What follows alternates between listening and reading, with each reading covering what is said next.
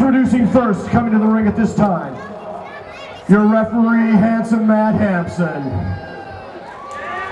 1 fall, 10-minute time limit. He weighs in at 290 pounds, hailing from Walnut, Illinois. This is the Maniac, Mason Beck! Welcome to PWCI. This week I'm the Matt Conservative Crime Fighter. This Thanksgiving edition of the program, as we continue to flash back to 2008 for the Vincenti Belotto Invitational Tournament, hosted by Next Generation Wrestling in Pekin, Illinois, at the place formerly known as the Dragon's Dome, now known as Ilvanti's Dome, although I don't know if the dome ever got repaired after the storm damage in 2021. Back to February 2022 this year, it was still completely out of commission, flattened. As Mean Mason Beck makes his way to the ring, he was one of the biggest threats in Next Generation Wrestling, coming from the Quad Cities. 6'5" monster. Mason Beck wanting people thrown out. This is the last of the first round matchups. This one-on-one contest. Mason is still active in a semi-regular. Now introducing his opponent. He weighs in at 230 pounds. Hailing from Hollywood, California, this is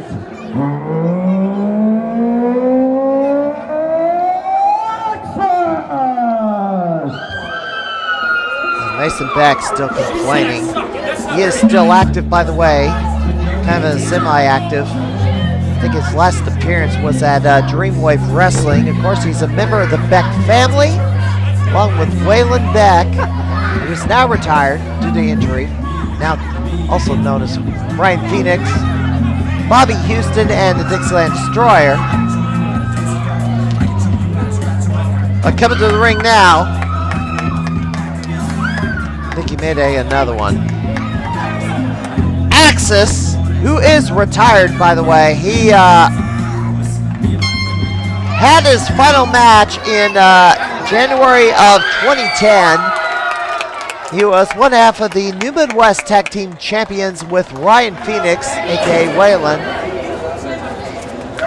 Successfully defended the tag team titles in a ladder match. But after that, he decided to call it a career. And successfully defended the tag titles against Attitude Incorporated, Guy Smith and Spencer Powers.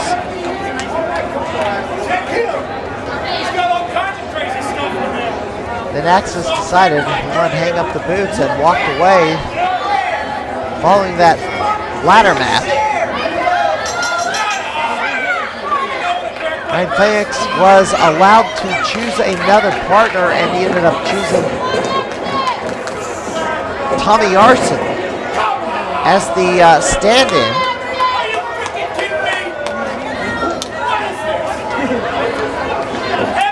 Proceeded to lose the tag titles to Spencer Powers and Michael Shard later that year, the Fatal 4-Way. Ryan Phoenix would then proceed to win the heavyweight title from Jonathan Magnus later.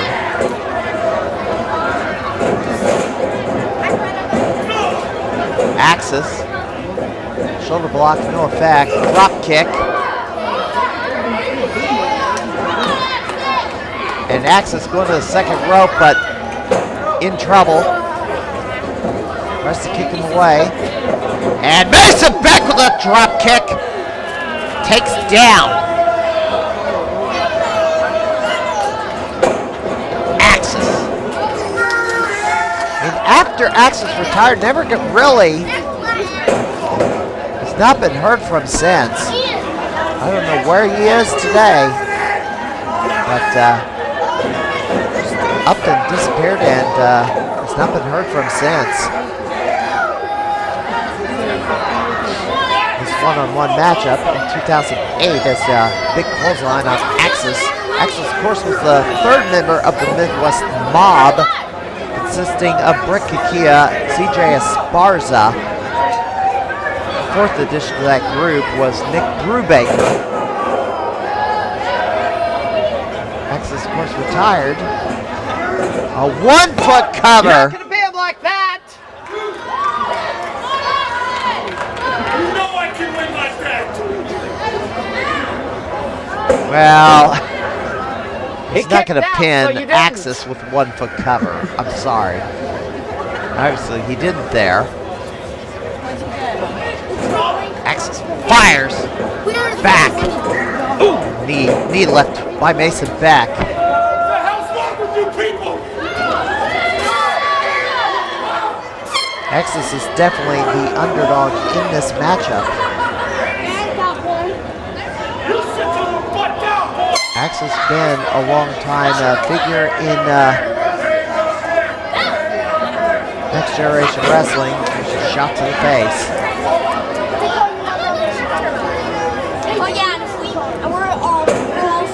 Stump to the gut. Another stomp. And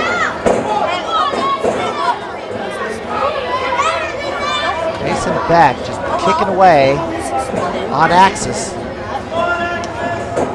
Send him for the ride. Pick up. Sight. Oh, backbreaker. And now just stretching him out.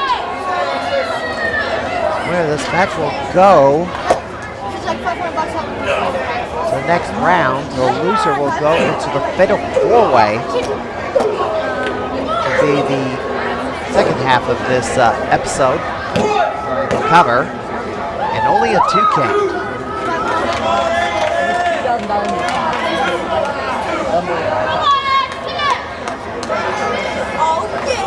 Mason Beck looming over Axis. Axis is definitely the underdog in this matchup. Axis trying to fire back.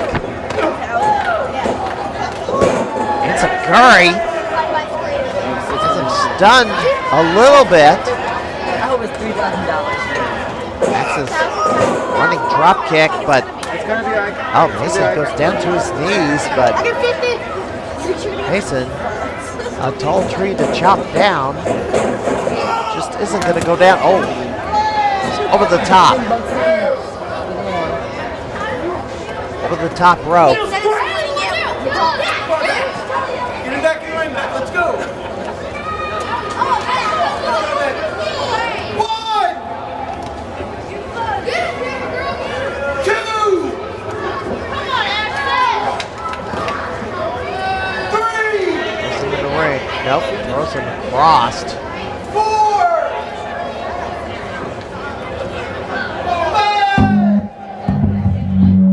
And Axis throws him into the fence as the referee's counting. Yo, 5 minutes remaining. 5 minutes.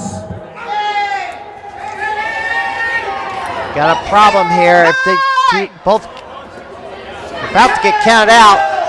Ah, Mason lost. Well, they're out.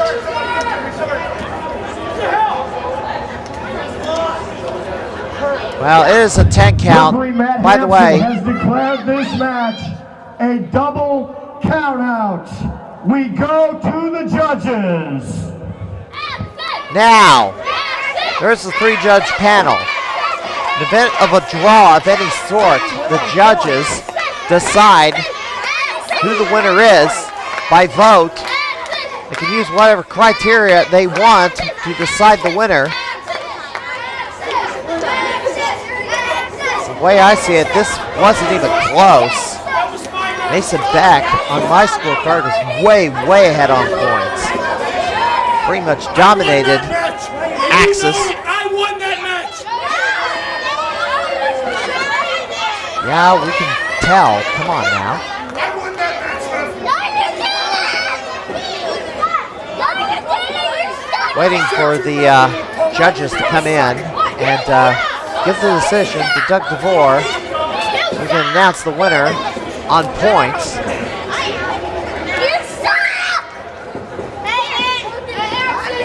Ladies and gentlemen, the judges have made their decision, and it is unanimous for the winner going to the next round. He is the Maniac, Mason Beck! Yep, it wasn't even close. And Mason Beck not done. Scoops him up. F5!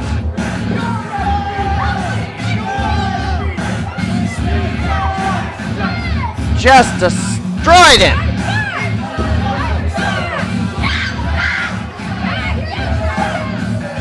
Well, Mason Beck gonna go to the next round.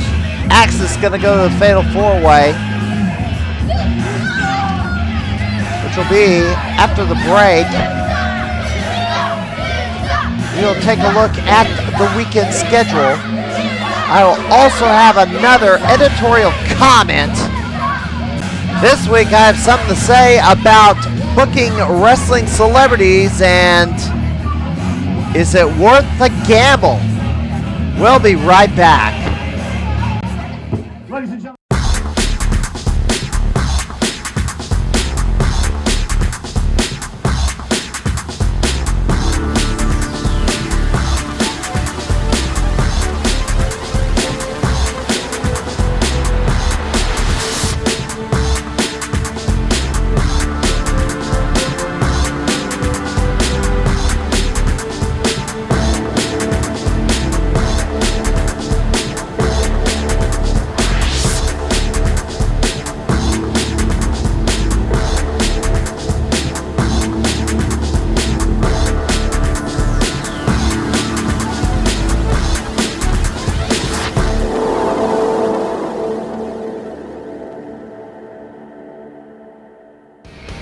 If you've ever wanted to be in the professional wrestling business, here's your chance now. Contact Pinfall Academy at 217-670-5151 or at pinfallacademy@gmail.com, located at 1320 South 11th Street, Springfield, Illinois. At Pinfall Academy, you can learn to be a wrestler, referee, valet, manager, anything having to do with professional wrestling. We'll teach you how to get it done. Pinfall Academy, will you be our next star?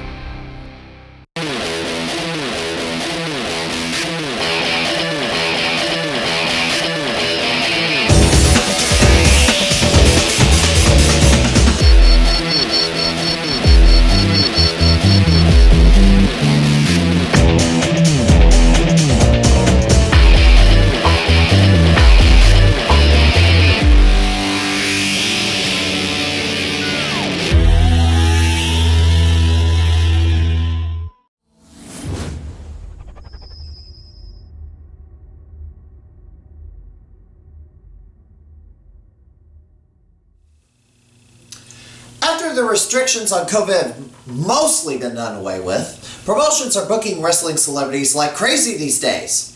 And wrestlers are trying to make up for all the lost gigs. It seems there is a promotion with a guest making an appearance somewhere in this state every month or so, as if they're trying to be the next Dreamwave or SICW. But unlike a Jay Repsol or a Herb Simmons or a David Hero who wield major clout and sway in this region, smaller promotions have tried to bring a guest with varying results. Depending on who they bring in, the timing, and where it happens, sometimes they can recoup and benefit. Other times, things go wrong and very wrong.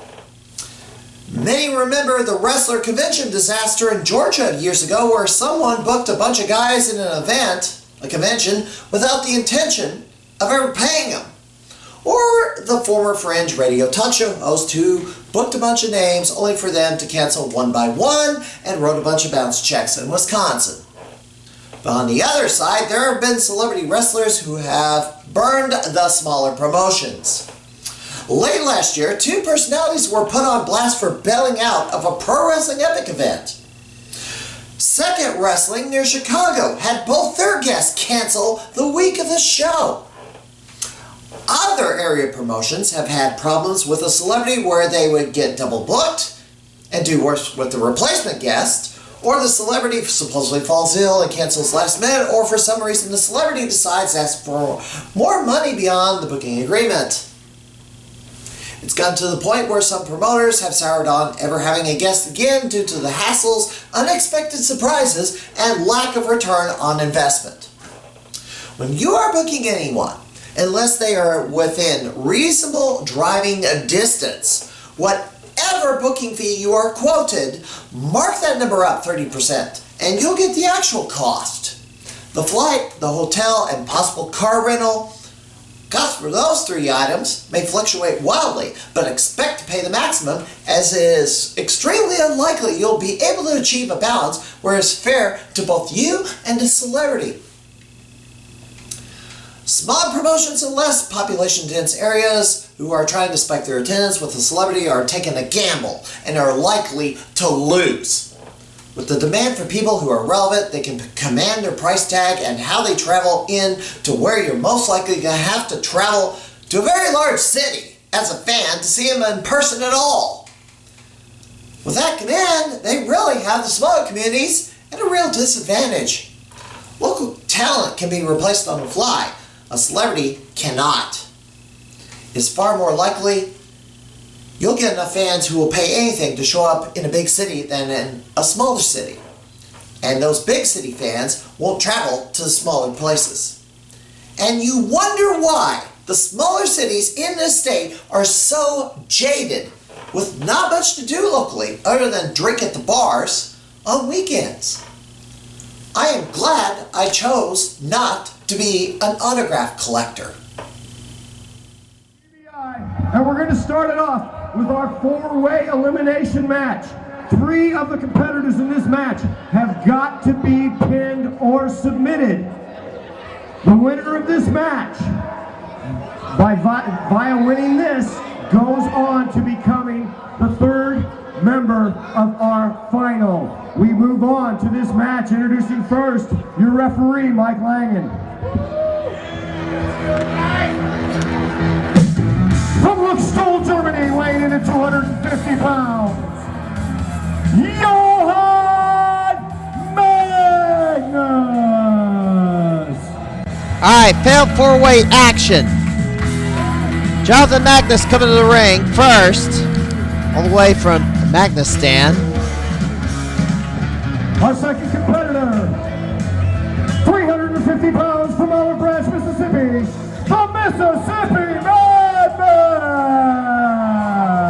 This is player number 2, lost to Big Papa. Now, there are shows happening this Thanksgiving weekend. From California, 230 pounds, this is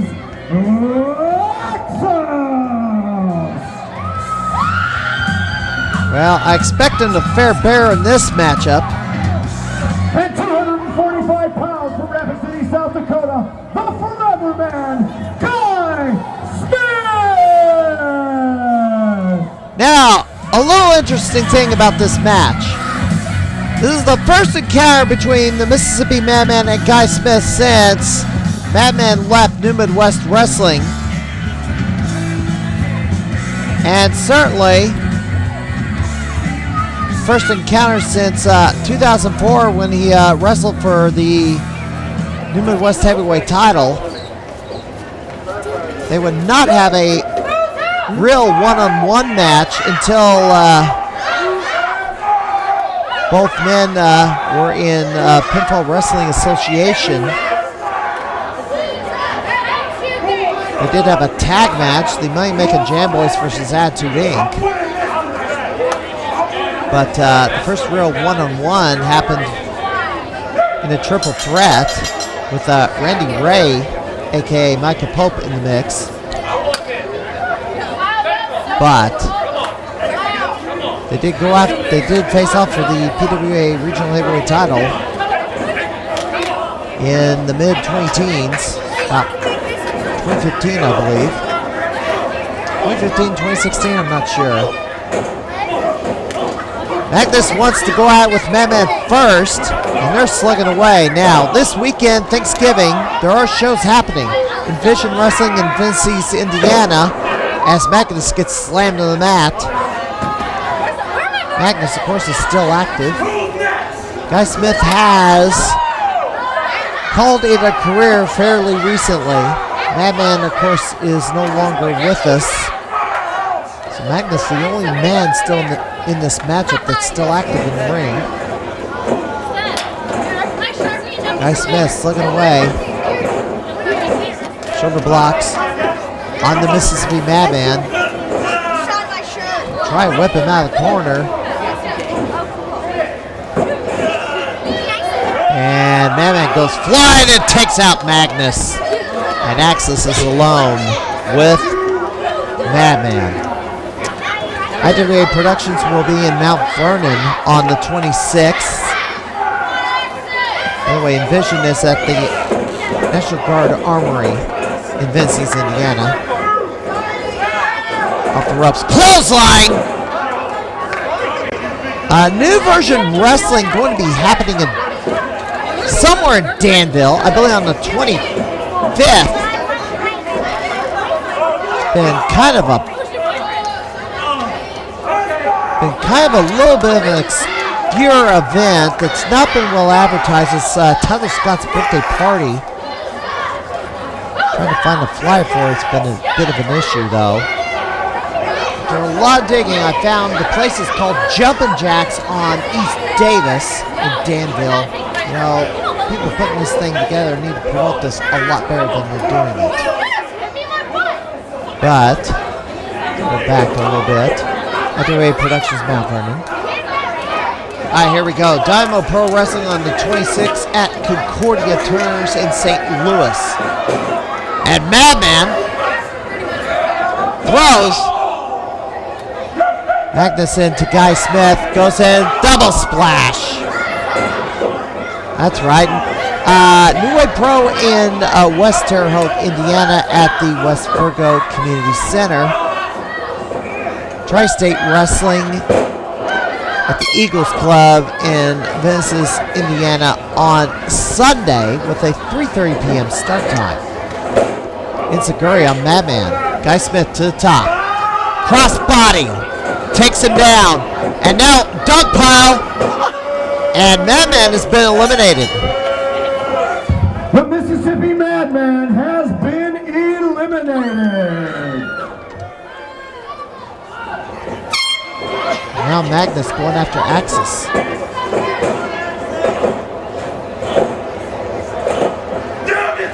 And Madman is frustrated. I was disappointed as well.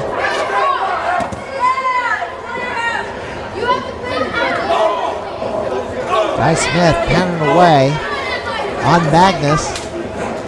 Sends him to the ride. Charges in. Gets the feet up.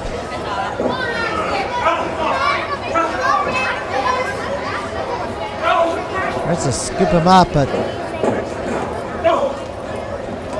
Guy Smith backdrops Magnus out of the ring. And Axis rolls in.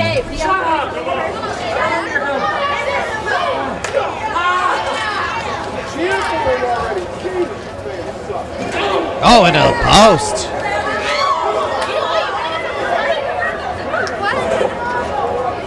And now, Axis throws Magnus back in the ring.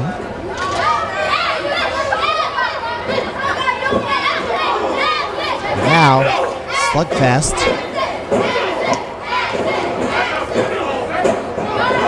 Ooh, drop kick.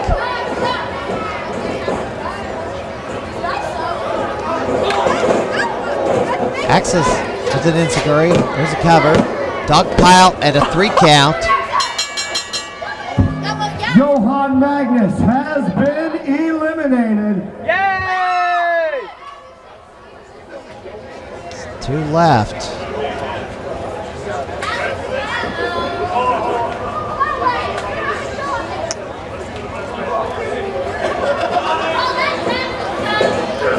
Axis and Guy Smith vulnerable tie-up.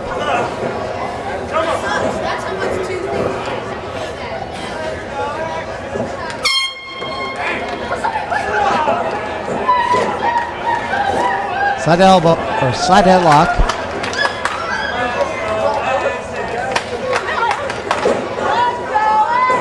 Off the ropes, Axis, drop kick.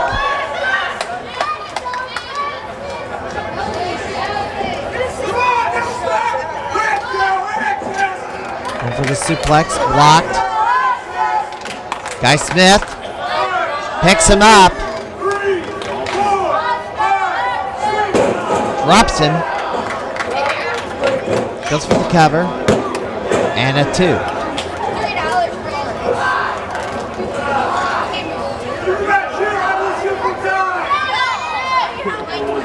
Rear chin lock by Guy Smith. By the way, happy Thanksgiving. Let me do it. I was thinking that was a tap. No, it's not a tap.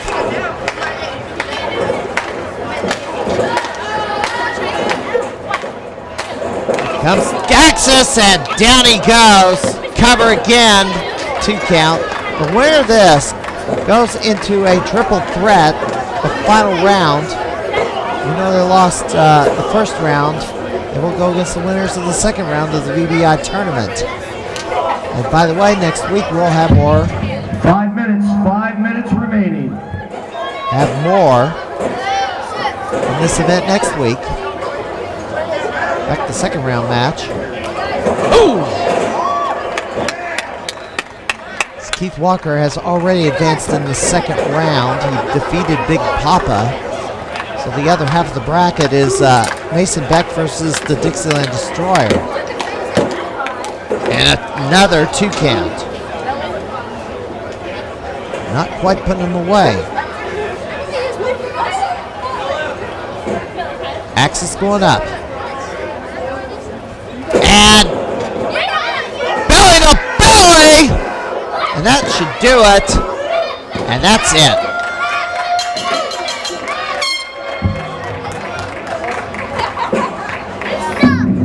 Well, ladies and gentlemen, your winner by pinfall, the Forever Man, Guy Smith!